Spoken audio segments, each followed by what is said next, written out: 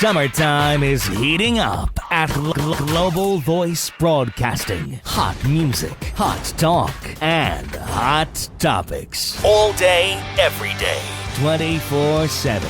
You don't want to miss a minute on Global Voice Broadcasting. I highly recommend Ms. Hicks. Her books, her CDs are encouraging. I bought her book, A Hill to Climb. She's a very inspirational speaker.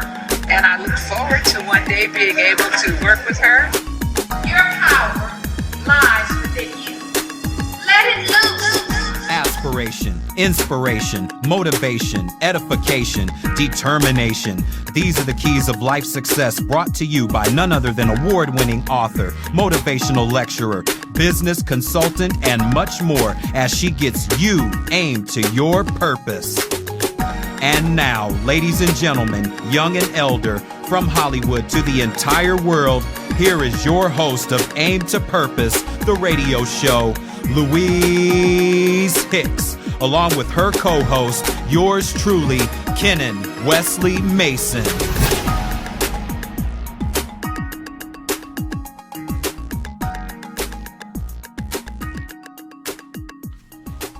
Hello world, how is everybody today?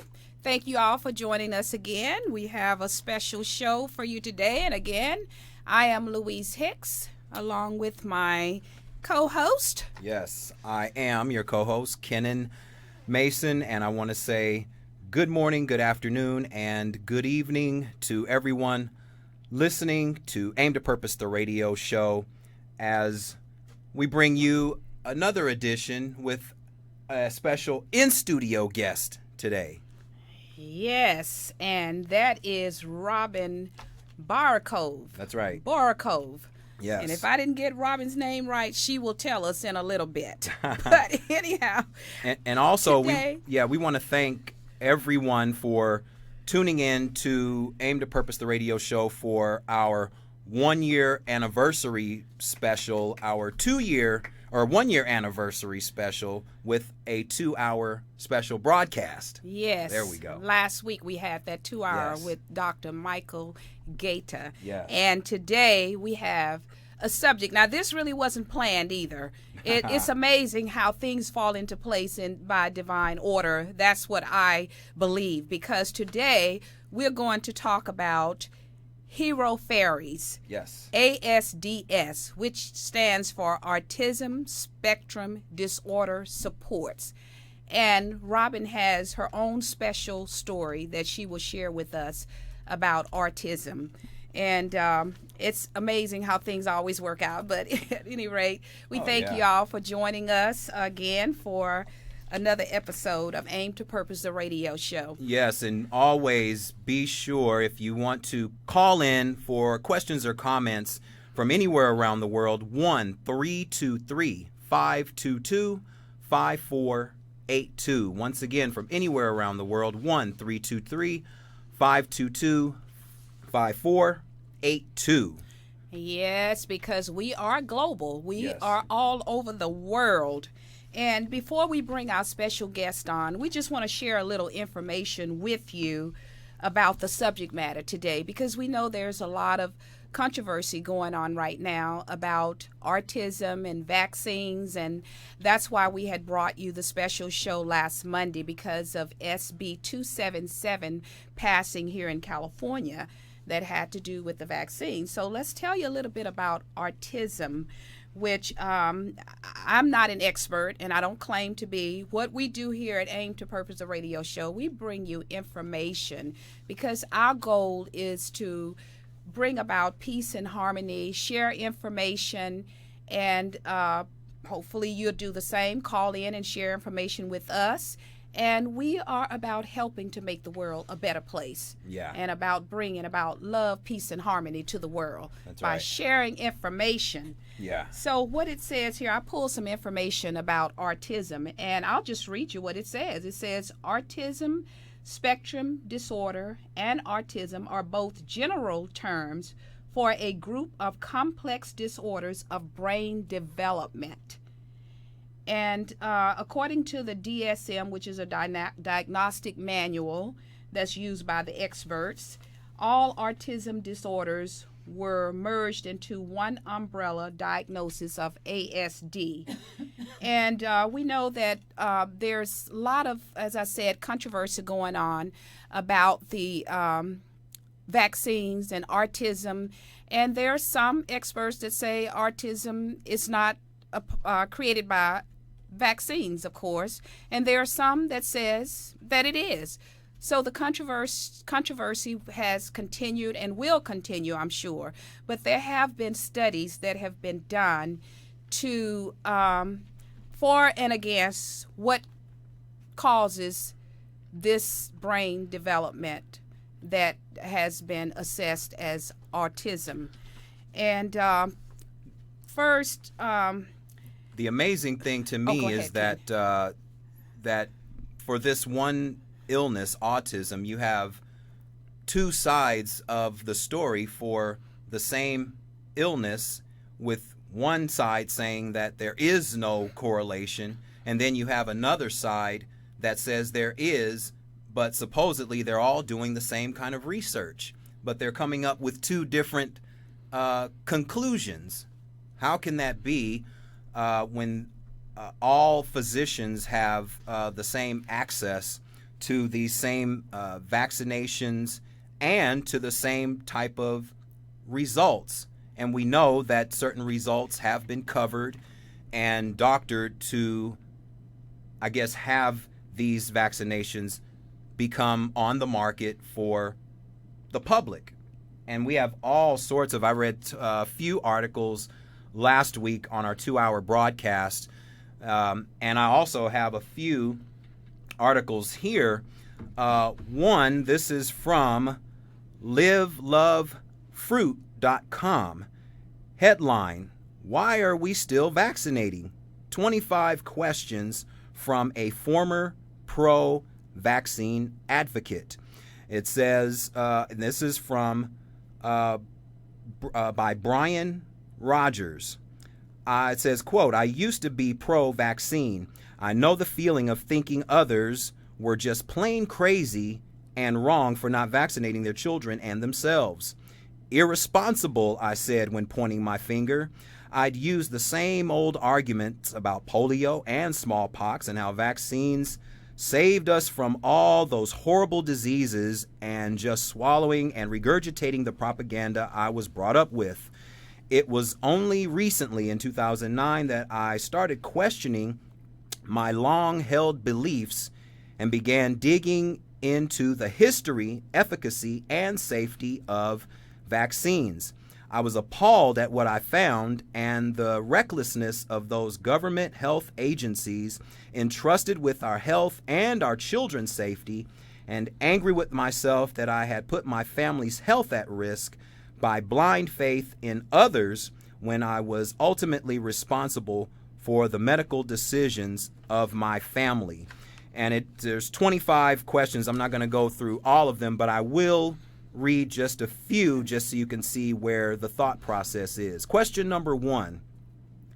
Why are newborn babies vaccinated on their first day of life against a disease that is primarily transmitted sexually and by needles in drug users? It goes on to say, pregnant women are already tested for STDs prior to birth, so there's no reason to give it to an infant. Interesting to note, of the few vaccines that still are given to infants and still has thimerosal, Hep B, and other flu shots recommended to pregnant women. Question number 2, why are babies given vaccines to produce antibodies when they do not produce antibodies until after the age of 3 to 6 months? It says they get the required antibodies from breastfeeding. These preliminary shots don't work anyway, according to leading immunologists.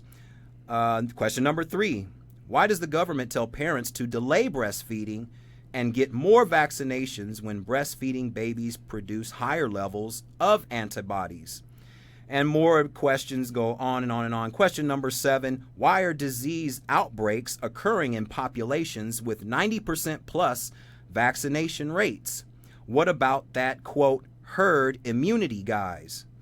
So there's plenty of questions that deserve to be answered because people are inquiring. And that's a good thing, because to be consciously aware is really what's important to the masses of people here. And I'm 64. I have not been vaccinated in years. I had my vaccinations, as I can remember, in elementary school. And here I am. I don't have anything going around throwing it at anybody, contagious or whatever. I'm not even on any medications. And I'm 64. And that's a good thing. Yeah. I've never used illegal street drugs or whatever, and I use very, very little prescription drugs. So it's really something to think about and to dig deep into your own soul and heart and think about and do your own research, because I'm not here to judge what anybody does, vaccinate or not to vaccinate. Yeah. I believe it should be freedom of choice, because if we're living in a democracy in which it more and more it seems like we're not here because our rights are being taken away from us, it's really something to think about. Yeah. So I would just add a couple of things here in another review here on autism, and this came from WebMD, where it says the American Academy of Pediatrics, the CDC, which is the Centers for Disease Control, the World Health Organization, and the Institute of Medicine all agree that there's probably no relationship between autism and vaccines. Now, that's interesting that they would say that when Dr. William Thompson just came out and blew the whistle on the CDC about the study that they did that showed that black babies who were vaccinated with these vaccines came up with autism, and that was the, I believe, what was it, it was the MMR vaccination, which is measles, mumps, and rubella. And a lot of young black babies now, male babies, have autism as a result. And that was the study that was hidden by the CDC. So how can you trust someone that has already deceived you as the masses of people? It's really frustrating to me when I hear these things. And then these doctors say there are no studies that's being done.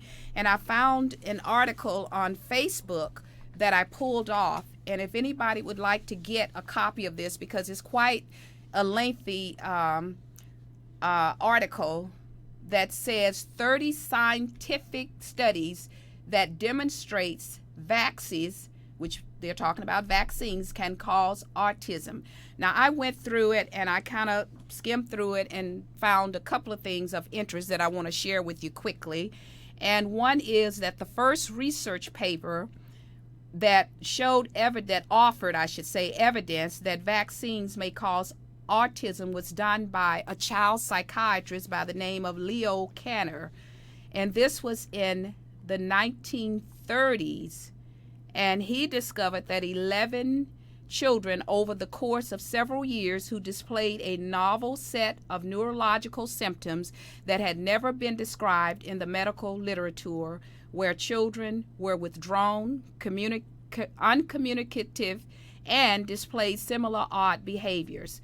And this is interesting because this paper was published in 1943. And since then, there have been numerous studies, and this paper goes on to give these studies and share with you information about who did the study. And these are MDs in many cases that did these studies and came up with the same conclusion.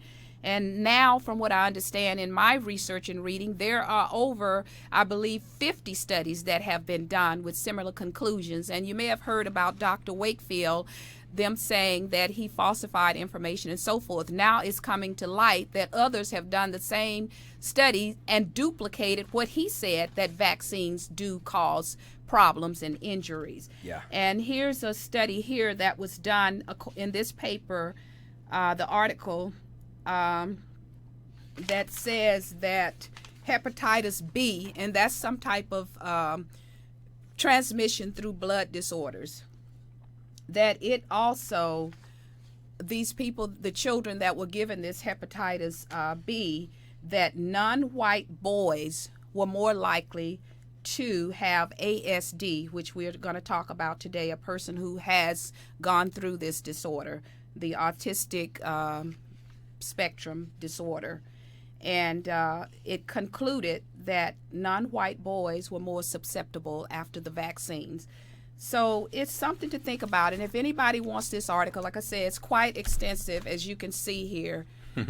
It's quite extensive, and I've written notes on it. Tons and so of information. Tons of information and studies, over 30. Yep. You can email me at aimed2purpose@gmail.com, and I will gladly email you the PDF file of this article. Oh, yeah.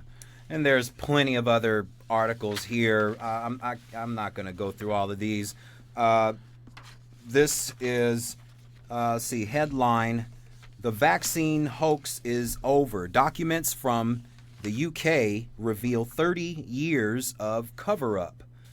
That's a headline. Another headline, U.S. vaccine researcher sentenced to prison for fraud. A researcher from Iowa State, a scientist from, biomedical scientist from Iowa State University, sentenced to 57 months. For fabricating and falsifying data in HIV vaccine trials. So there's tons of information out here. Things out there. Tons.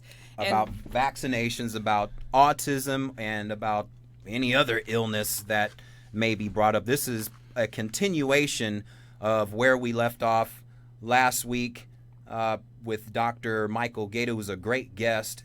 And our guest today, Robin Borakove, will be talking to us about her triumphs with autism. Yes, she will. And what we're going to do now, feel free to call in. Like we said, we're going to take a break. And the number is 1-323-522-5482. We're going to take a quick break. And then we're going to come back and we're going to introduce you to our special in-studio guest, Miss Robin, up next. That's right. So stay tuned. Hold on now. Don't go away. This edition of Aim to Purpose, the radio show, is brought to you by L. Hicks Consulting Services. When you want the best in business coaching, life coaching, or perhaps your organization, business, or company is in need of a dynamic speaker for an upcoming workshop or seminar, contact Louise Hicks for L. Hicks Consulting Services at 1-562-310-1495. From anywhere around the world, that's 1-562-310-1495. For more information about Louise Hicks and her consulting services, visit her website at www.louisehicks.biz. Again, that's www.louisehicks.biz. Or call 1-562-310-1495. L. Hicks Consulting Services, where professionalism is top priority.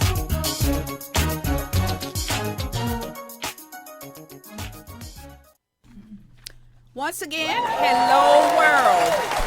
Again, I'm Louise Hicks, your host of Aim to Purpose, the radio show, along with my co-host, Kennon Wesley Mason, who also happens to be my son, for those who might not be aware of that. For the first-timers tuning in.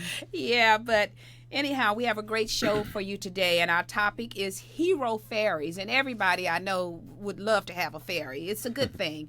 And that's hero fairies, ASDS, Autism Spectrum Disorder Supports. And we have our special guest in the house with us, and we're going to go ahead and bring her on and tell you some information about her first. Yes, Robin Borakove is the founder and CEO of Fluttervision Productions, a company dedicated to creating educational family entertainment. Well into her adult life, Robin was diagnosed with Asperger's syndrome, a minor form of autism. Her dream is to fund an adult autistic resource network through her charity, Autism Spectrum Disorder Supports. In September of 2013, Robin started neurofeedback treatments with Dr. Nicholas Dogris of Bishop, California. The treatments changed Robin's life, giving her the opportunity to communicate exceptionally well and to reach professional and charitable goals. Through her documentary, My Metamorphosis, A Journey to Neurofeedback and PEMF, Robin chronicles this extraordinary experience. Ms. Borakove is the author of 3 children's books: Little Edwin's Triumph from 2009, Fairy Fizzle's Plight from 2010, and the novel Fairy Queen Flutterby from 2014. She has written and produced Open Up a Book, a music video promoting literacy, and a 9-minute presentation video for her education children's television series, FAIRIES. So let's give a warm, aimed at purpose welcome to our special guest, Miss Robin Borakove. Yes, hello, Robin. And welcome to the show. Welcome to the show, Robin. Thank you much. for coming in to share your story with us Just today. going to say my name is Robin Flutterby Borakove. Flutterby. Yeah, really Flutterby. important to keep that Flutterby in there. That's right. We have to. Okay, Robin.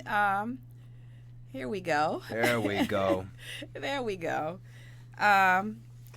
Robin. Actually, let me read this as well, because Robin also says fairies are real. Yes, but they don't all wear their wings on their backs.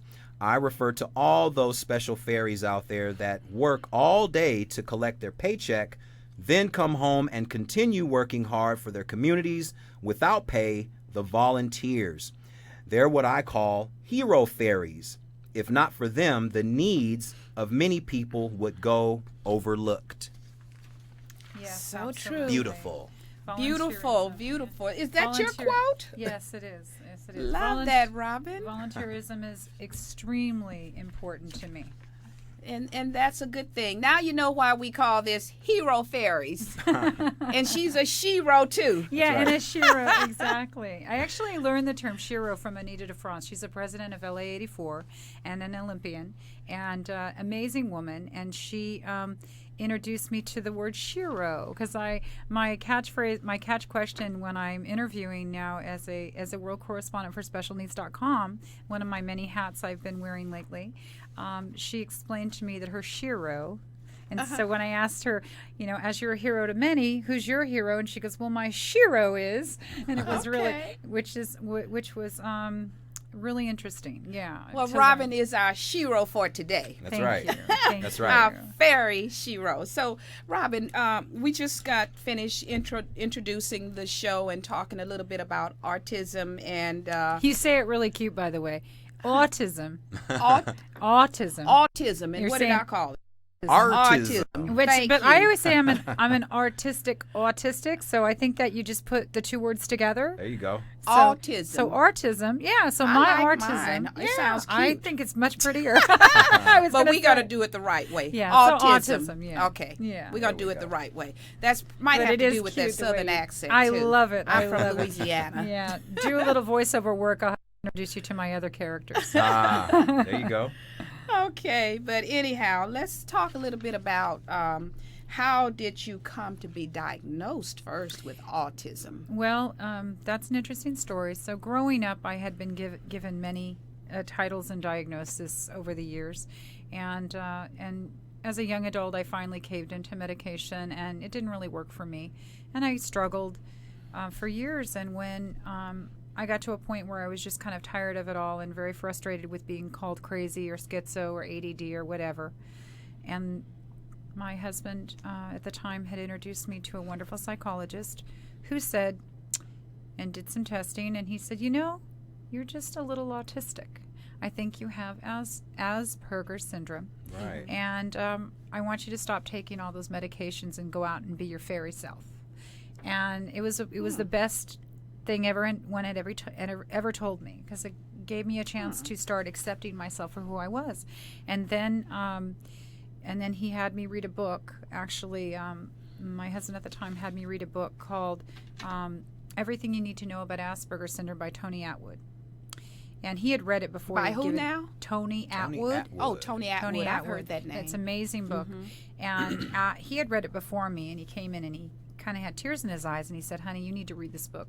I'm really sorry for what you've been struggling with. Someone pretty much followed you around and wrote a book about you. And although it wasn't literal. Right, but of course. It definitely struck a chord, and I read the book, and I was like, oh my gosh, this makes so much sense. Finally, I had some answers to questions that I didn't think would ever get answered. And it's a good thing, because I created this environment for myself that I could live conducively to my own spirit and the spirit of my family. I raised my 2 sons, and then over a 15-year period, I had 9 other boys come in and out of my home.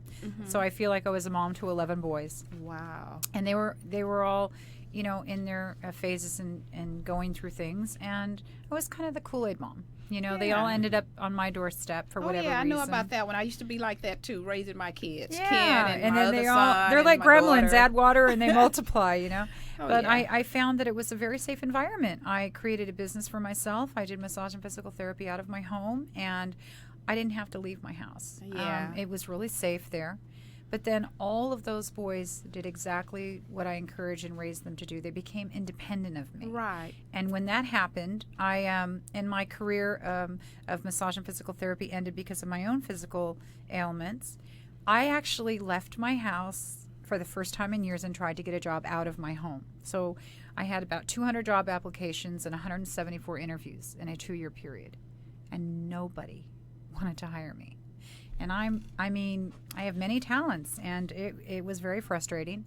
So I went into an extreme depression, and I tried to commit suicide about 5 times, and then ate about 125 pounds worth of ice cream. Oh yeah, ice cream, one of my loves. Yeah. What were some of your symptoms you were having, Robin? Well, for myself, let me finish this really quickly. So what happens is, it doesn't work. I suck at trying to commit suicide. Thank God. Oh, good. That's My a good oldest thing. son came home, and he said, Mom, you're so worried about us not living our dreams. You're not living yours. And my dream was to be a philanthropist and a writer. Right. And at this point, about 15 years prior, I had a children's book, my first one, a story I'd written when I was about 7. And I had met a wonderful young man who was a student at the time who illustrated it for me. That was Little Edwin's Triumph. And that ended up getting put away for a while. So when I pulled that back out of my hope chest with this beautiful artwork, I said, you know what? My son is right. I need to stop feeling sorry for myself. We got a dog, and the dog was great because then I had to get out of bed and walk the dog. Right. So that got me exercising again. And then I pulled that story out of my hope chest, and I self-published it. And I created a character to promote the story. Fairy Queen Flutterby was born. And as Fairy Queen Flutterby, I became a storyteller, and I started educating through the art of storytelling, healthy lifestyle and literacy. And it was wonderful. And then I realized that the website wasn't doing so well. I sold maybe 11 copies. I got 11 copies donated for. I created a 501c3 nonprofit for my charity, Little Edwin's Triumph. It started out as. And I was doing the best I could, and I started touring. And I had been to about 9 states, and I even toured England, and it was exciting.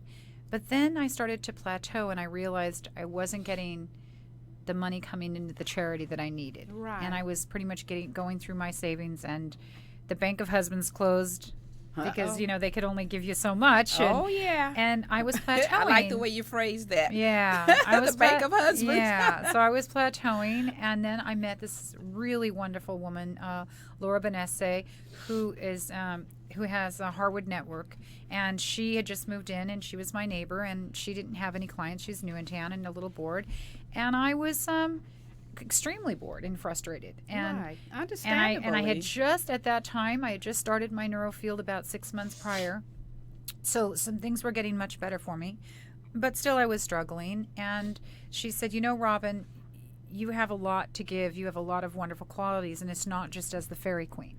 And she got me an opportunity to go speak at a conference in D.C., giving a patient perspective for healthcare reform. Okay. And it was the first time that I had doctors asking for my proposal in my literature. It was amazing. That is amazing. But getting back to my symptoms, so for me, I never slept for more than 4 hours since birth without meds. My brain was not able to go into a REM sleep. I was not creating enough alpha waves. Alpha waves are extremely important.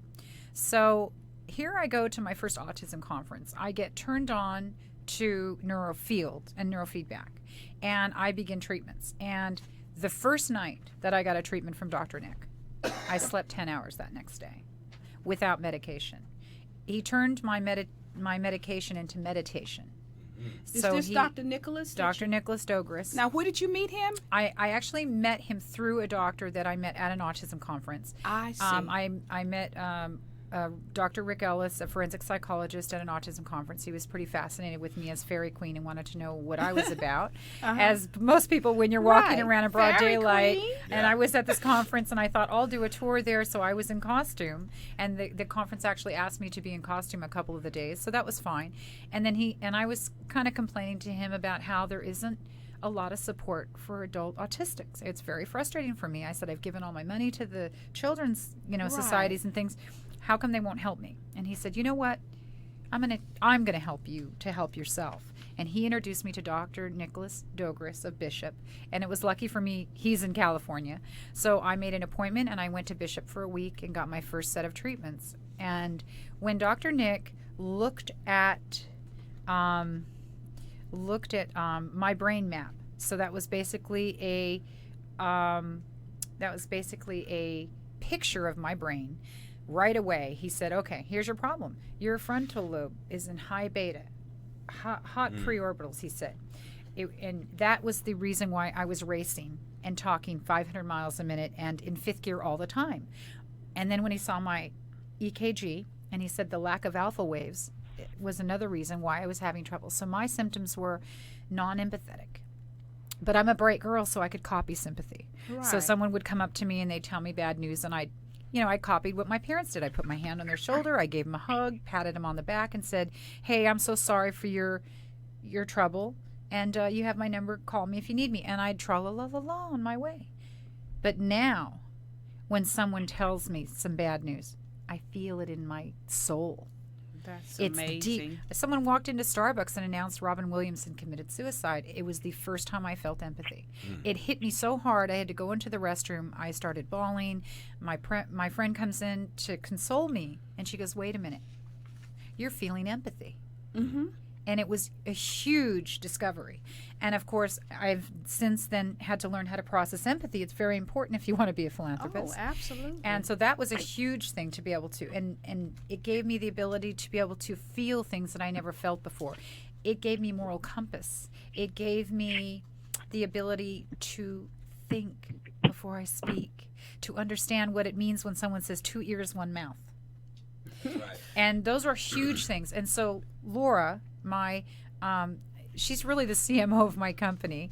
She actually noticed the changes in me. I continued my NeuroField work, and I got even better. And my interview skills changed tremendously. Mm-hmm. And now when I go to meetings, I don't always have to have her with. She'll be like, Robin, you got this. And so it was kind of scary getting meetings with people for pertinent issues that I'm trying to do, and then having this woman who's seen me transform say, you got this, Robin. And you do have this, Robin. Thank you. And it was really nice. And so she actually saw a lot of people in my family and my friends have seen. Well, I didn't have a lot of friends, but I'm starting to make friends now. And that's another thing that is that's very inherent of Aspies or autistics is we don't have an easy time making friendships or cultivating friendships. People take us as unempathetic, and we get a God complex and things like this. And I've realized why. We put ourselves on this pedestal because we're completely alone. Right. No one acts like this that's around us. People don't relate. But we're really bright people, especially Aspies.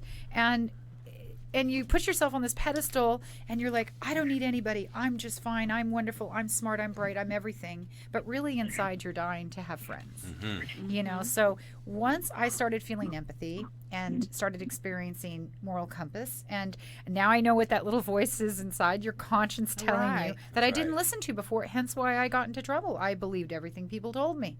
And now I know you have to listen to that little voice, whether it be God or your conscience or Jiminy Cricket. You listen to all that the same. little internal voice. My dad would say, go with your gut. And I never got it. That's right. But now when my gut does that, I know what it is. It's my conscience talking to me. It's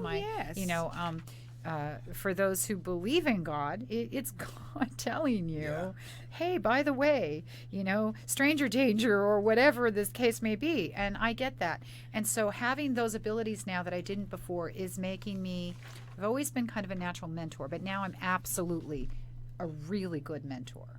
My son, the joke in the family with my youngest, my baby Trees, she's nearly 6'7", he says to me, for the interview for the Metamorphosis, our documentary about the treatments of NeuroField, he says, my mom and I have this joke. She's Madre and I'm Padre. By the age of 9, my son was telling me, Mama, you're giving it all away and I still need you, so please save some.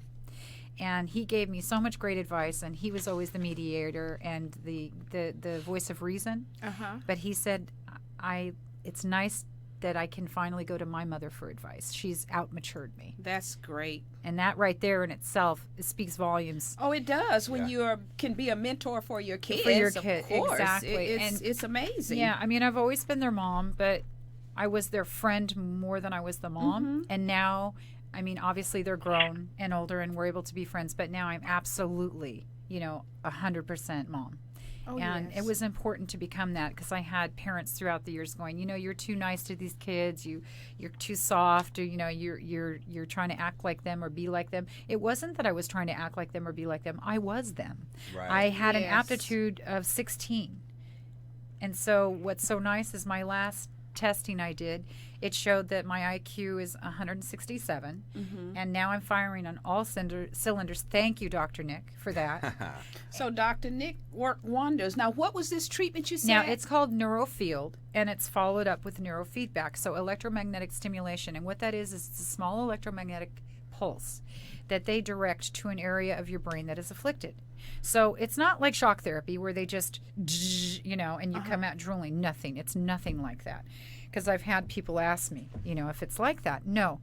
They take a picture, they know exactly where your brain is afflicted, and they finesse lightly with electromagnetic stimulation through magnets to that spot on your brain. Yeah. And they monitor you. So they continually take these brain maps to see the progress. Right. So there's no secret to how many or how much. We just know that after 37 treatments for me, I transformed. I felt empathy. I sleep through the night. I have moral compass. I have the ability to be monogamous now. And you're not on any medication. And is that I'm correct? on no medication. And that's the beauty. I think we have. And how long ago was this when you were diagnosed? From the time that I was you 41. went to get your trip? I was 41 when I was diagnosed. I got a formal diagnosis when I was about 46. And it's been almost 2 years of receiving treatment. So by the time I was 47 and a half, I started receiving my NeuroField treatments. Wow, that's amazing. And then we have something I think Dr. Nicholas wrote. Real quick before we do that, we have a caller on the line. Okay. Caller, are you there? Thank you for holding. 818 area code. Yes. Yes, how are you today? Good. How are Hello, you? How are you? Fine, thank you. What's your name and where are you calling from, please? My name is James, and I'm calling from Woodland Hills. Perfect. What's your question or comment?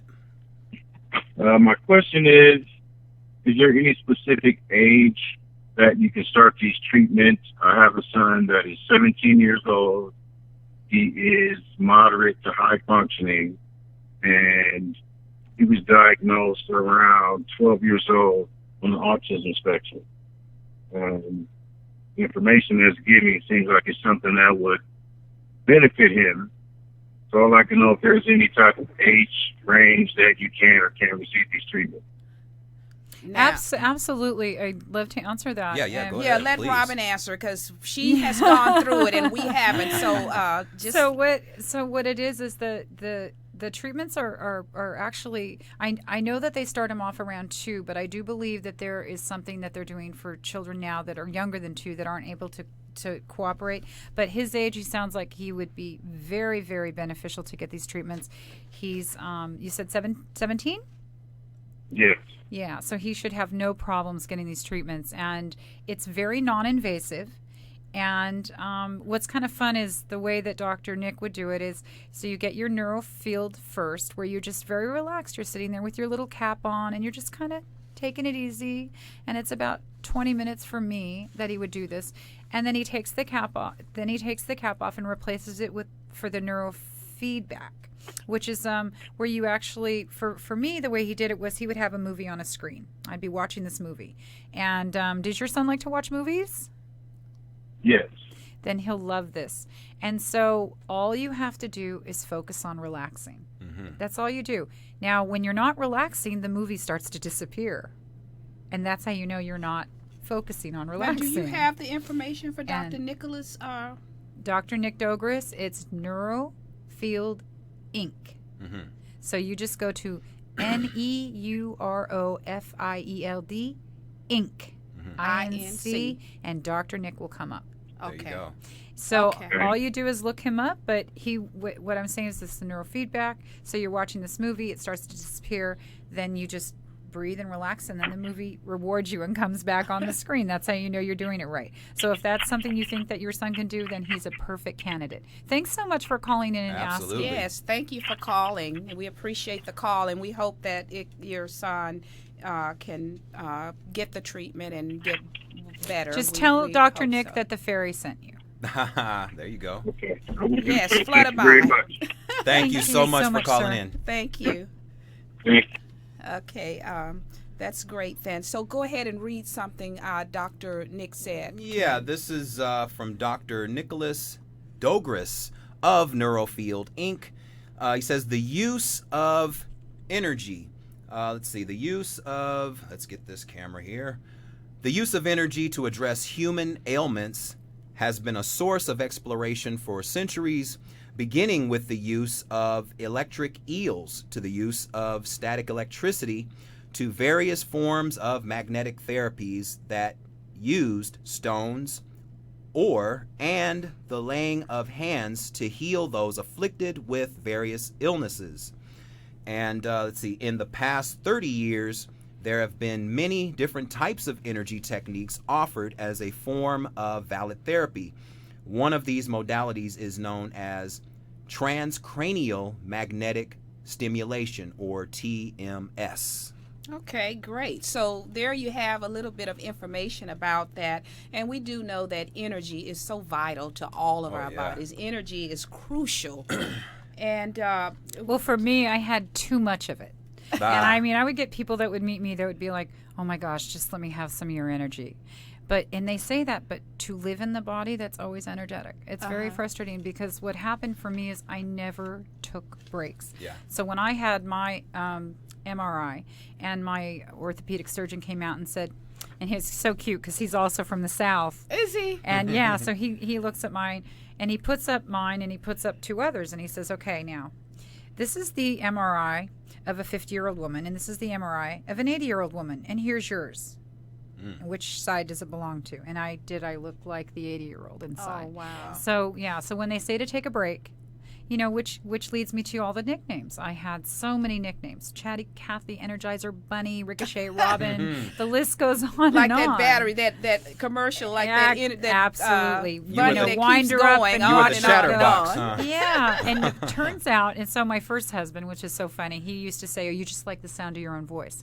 So then by the time the third one came around, and I had this amazing doctor tell me, well, you're going to have to apologize to him because it's true, you do like the sound of your own voice. It's because it soothes me. Yeah. So as long as I was talking, I felt safe.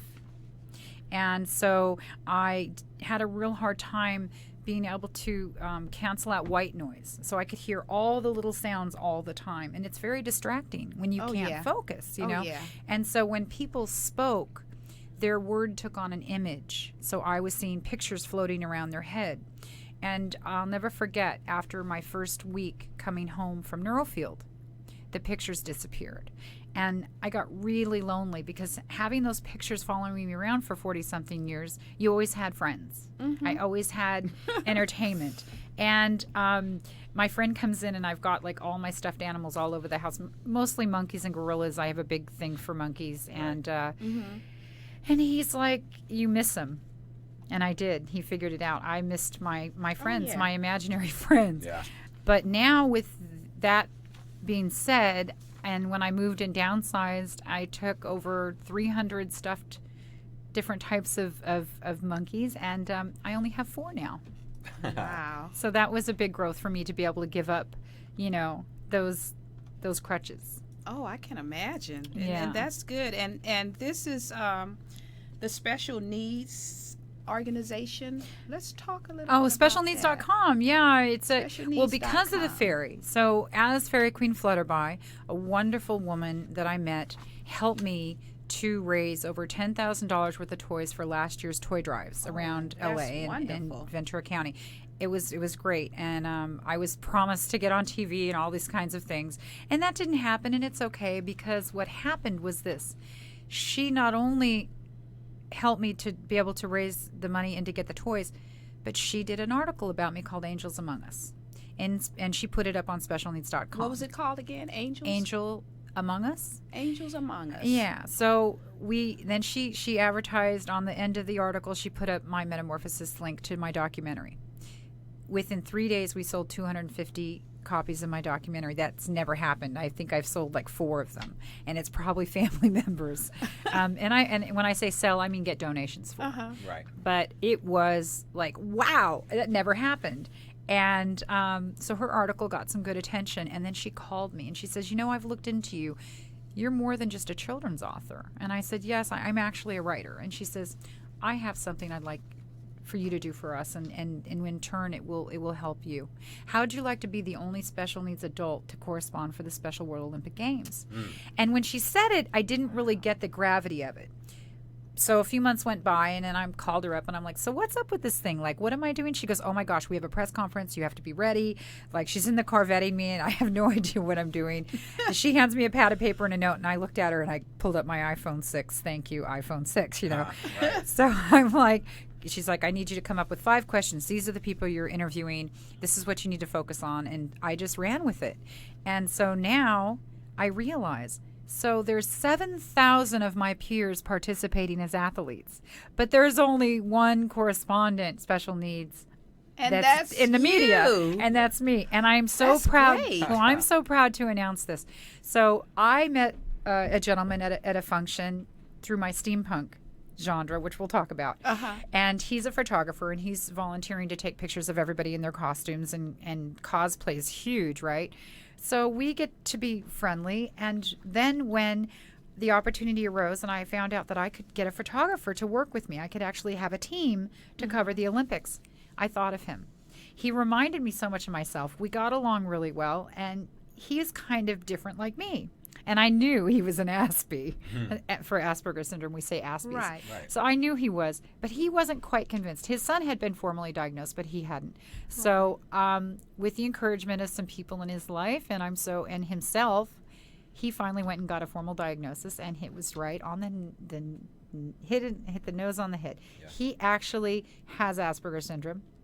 He's come out of the closet. I'm so proud of him. Right. And Freddie, if you're listening, we are so proud of you. And now it's Team Aspie. There you go. So he's the only photojournalist. I'm the only correspondent that's on the spectrum that's in. And now, I got to figure, Louise, out of 1,500 pressmen covering the Olympic Games, one of them in there is an Aspie. Right. But they're not coming out, so we win.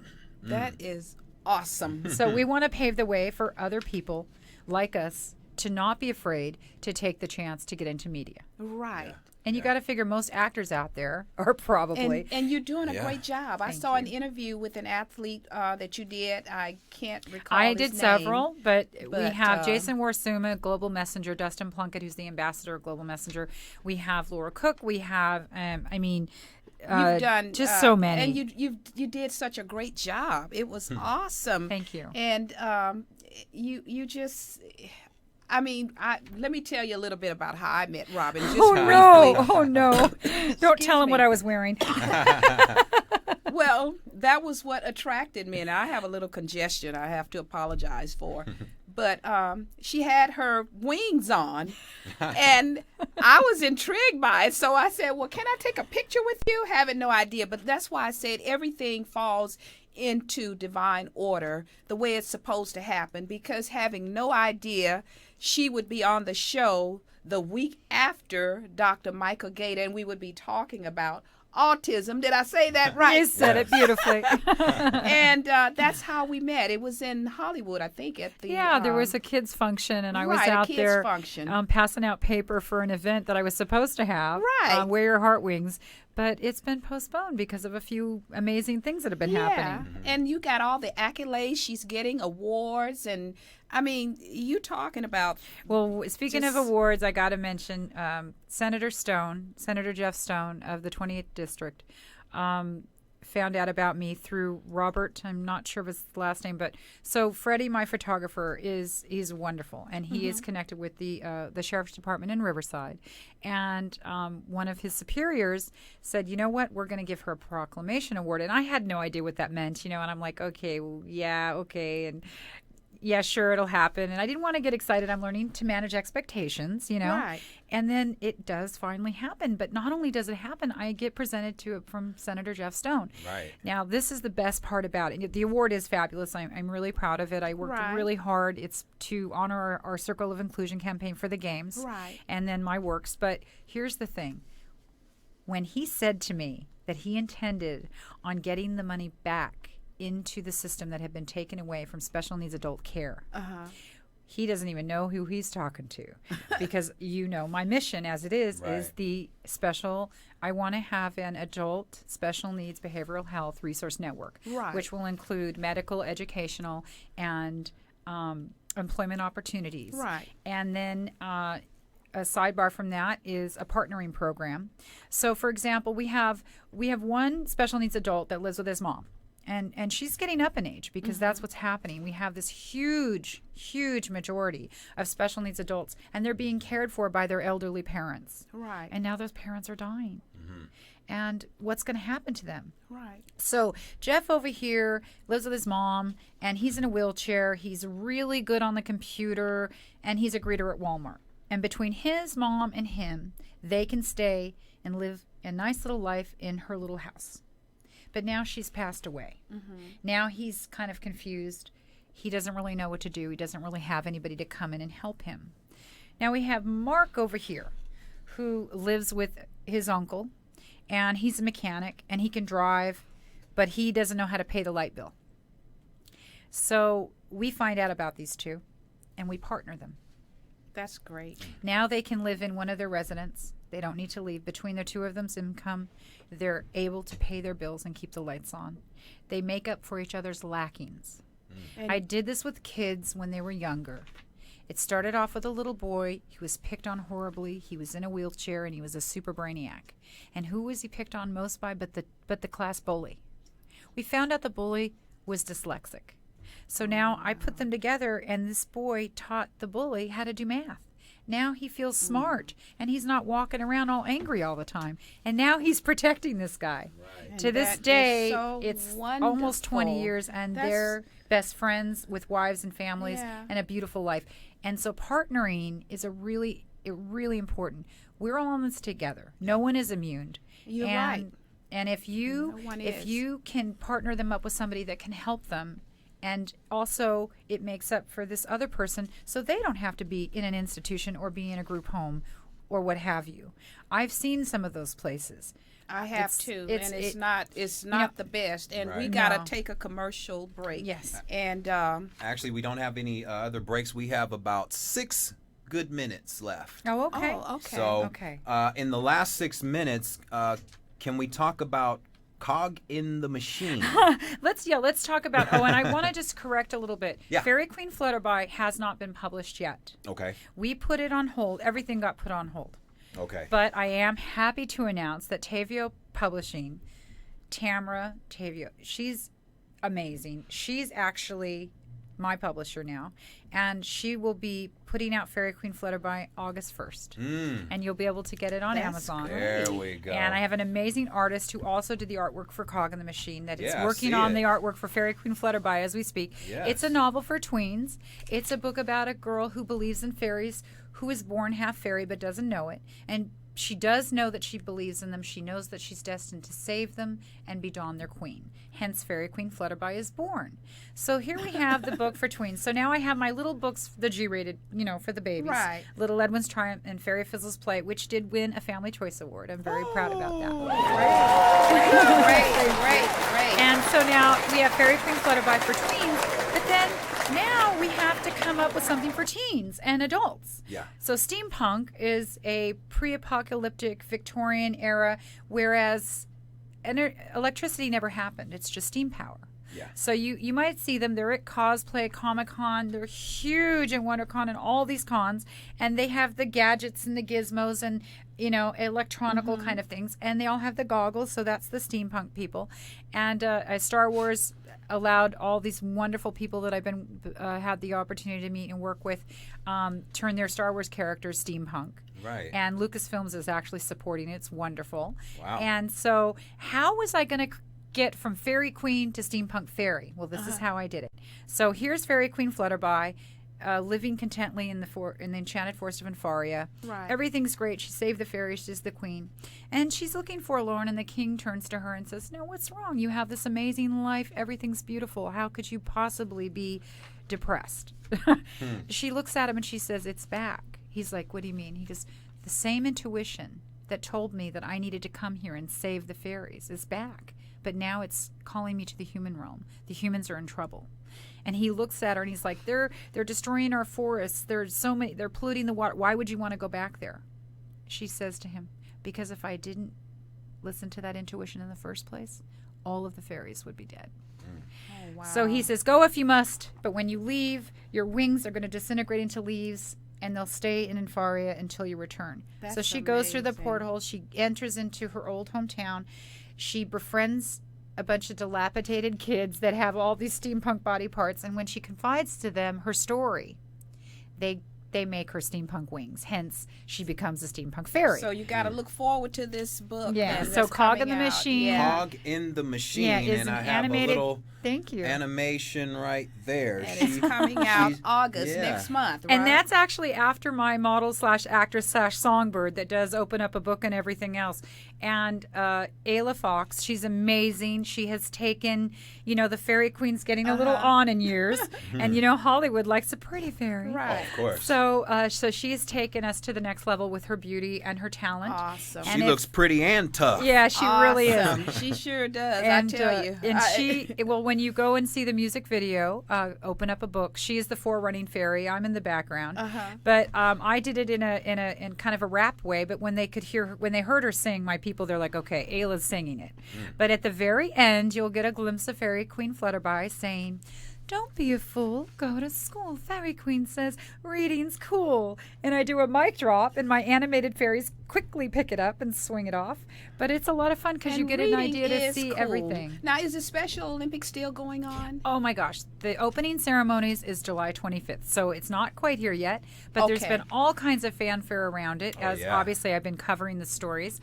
And so if you go to specialneeds.com and look under children and parent section, there is a plethora of Okay. articles that you can see about people that are involved, volunteers, coaches, and all the wonderful things they're doing. It's going to be running until August 2nd. Now, opening ceremonies is not quite sold out, or it is sold out, but it's the only time you actually have to pay to get in. Okay. Because the games are going to be at UCLA, at USC, everywhere, all over Long Beach, the actual venues, okay. Right. and they're free to attend to the public. Oh, that's awesome. Yeah, Yeah, I so wanted to make come so out go to and show support. specialneeds.com. And you can Yes. see the Circle of Inclusion campaign. We have nearly 1,000 pictures up. And we want to have 5,000 by the end of games, so wish us luck on that. And anybody that wants to go online and look up www.la2015.org, please do. You will find all the information about the Olympics coming up. And specialneeds.com is a big supporter of that. And And just give that other website again. That's the www.la 2000. It's LA2015.org. That is the official Olympics website. Okay. And that's for the World Special Olympic Games. Yeah, the Special Olympic World Games, LA 2015. Yes. Great. Yes. We wanted to make sure we get that in. Now we need to wrap everything Okay. up. So Sure. Yes. just give us a final thought, and we thank you so much for coming in and absolutely. sharing No- all this great information no and problem. giving us a glimpse at your story. Thank you. Well, you can go to FairyQueenFlutterby.com and you can find Metamorphosis through there and Cog in the Machine, a steampunk fairy. So FairyQueenFlutterby. FairyQueenFlutterby.com. Flutterby, Yeah, yes. FairyQueenFlutterby.com. And I'm trademarked. I'm the only Fairy Queen Flutterby in the world. But in Australia, there's Queen Fairy Flutterby. Okay. And in England, there's Fairy Flutterby. So, but in the US of A, it's all about Fairy Queen Flutterby. Fairy Queen And Flutterby. remember, not all fairies wear their wings on their back. Yeah. I wear mine on my heart. There you go. And that's the best place to wear That's it. It's right. on your heart. Wear your heart wings. All about love. And something I shared quickly with Robin because of how we met. I told her that people come into your life for a reason, and some leave after a season. And I love that. Exactly. So I was And you just and happened I- to coin that before we went on Right. the air. Right, And because just- I just said it in speaking Right. with her before we came on air. And really quick, I just want to get this in because Yeah. I think it's important. Okay. So being a person that's a very helpful person that fixes and heals and nurtures, but then is left after that. So always thinking that these people were my friends. So someone once described to me what I had was a happy, healthy love elevator. So people come into my life and they come in my happy, healthy love elevator and then they leave feeling happy, healthy, and loved. And they can't stay because the elevator would get too crowded. So we have to have room for another one. So right. if you're a person like me who feels like they just give and give and give and they're fixing all these people and no one's hanging around after, well, that's why. Because those aren't meant to hang around. They need to go so a new person can fill the space. Right. And we have a handful of friends, if we're lucky, and I now have mine. Thank you, NeuroField. And that's that elevator love. Yes. And with that being said, Yes. We want to thank you, Robin Borakove, for being our special guest. yes, we do. Great information. Yeah, absolutely. And we thank you all, our audience, global audience, for joining us today. And stay tuned next week for another episode of Aim to Purpose the Radio. And as I always part, your power lies within you. Let it loose. Until next week. Yes. Awesome. I love it.